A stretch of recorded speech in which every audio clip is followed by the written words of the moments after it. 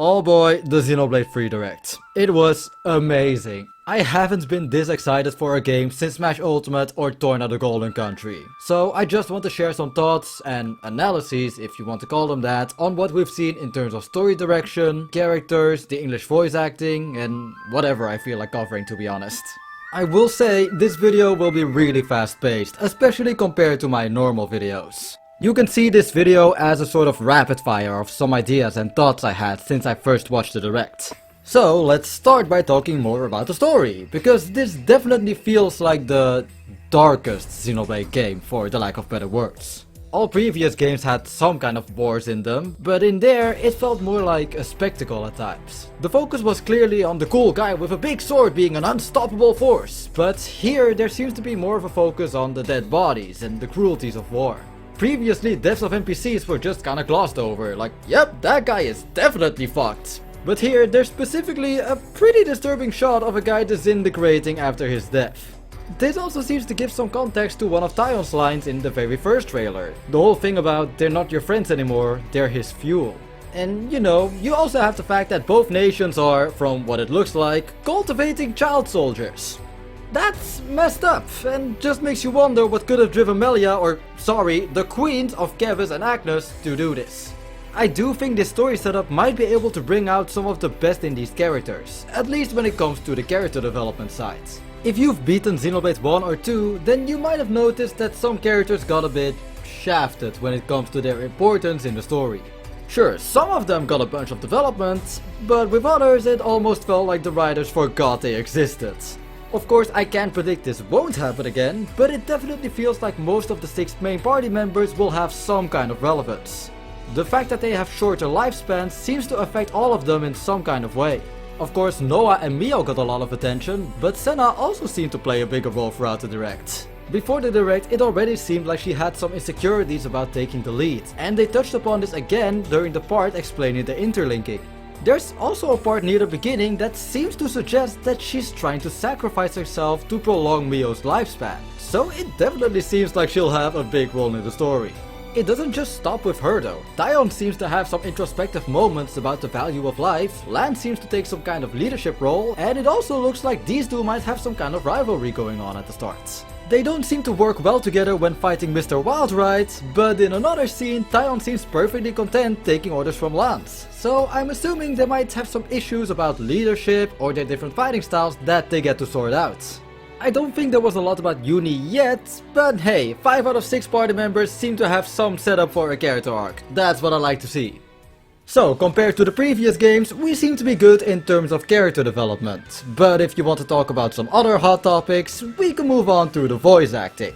I have some pretty mixed feelings on the English dub in Xenoblade 2, I might make a whole standalone video on that sometime, but let's talk about the dub of Xenoblade 3 for now. I personally know some people that are a bit skeptical when it comes to the voices in this game, but honestly, I think they're pretty good so far. I do think Noah can sound a bit monotone or nonchalant sometimes, but his voice actor has shown that he can up the ante, so I'll give him the benefit of the doubt for now.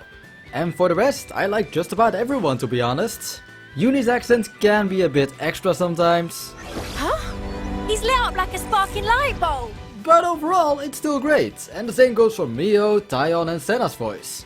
But I'll just say, I'm already in love with the voice of Lance. He has become the character I'm looking forward to the most ever since that second trailer, and it's entirely because he stole Ryan's "Let's get stuck in" voice line. He really seems to be Ryan 2.0, and I can't wait to see this guy in action for myself. We haven't heard that much from the other characters yet, but I'll just say, damn, I was not expecting that voice for Riku.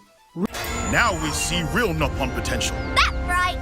Maybe it's impossible for one Noppon, But not for 2. Riku was already a meme between me and a friend because of his hair, and I think his voice just made him about 10 times more memeable. All of this was just about the characters and the story, but I'm happy we got to see more about the gameplay as well.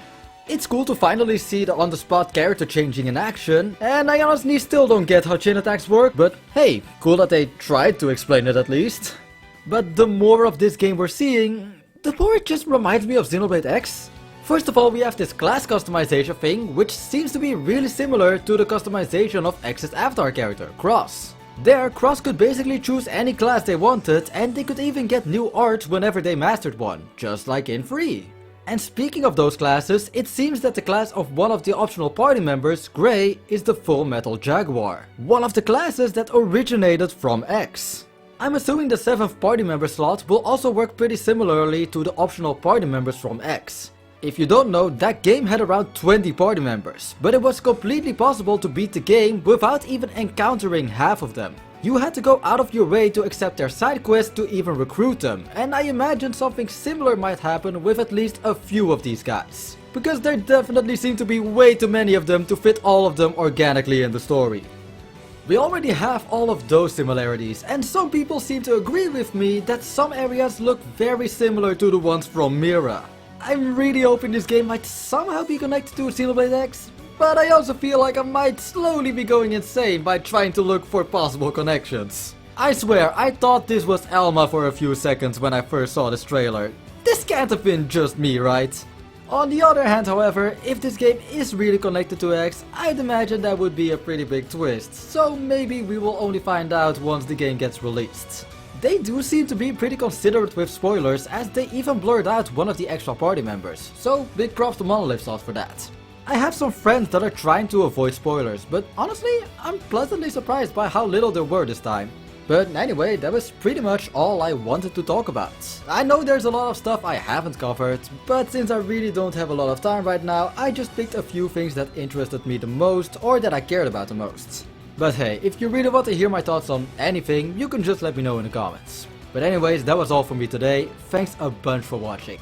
This has been Max, signing out.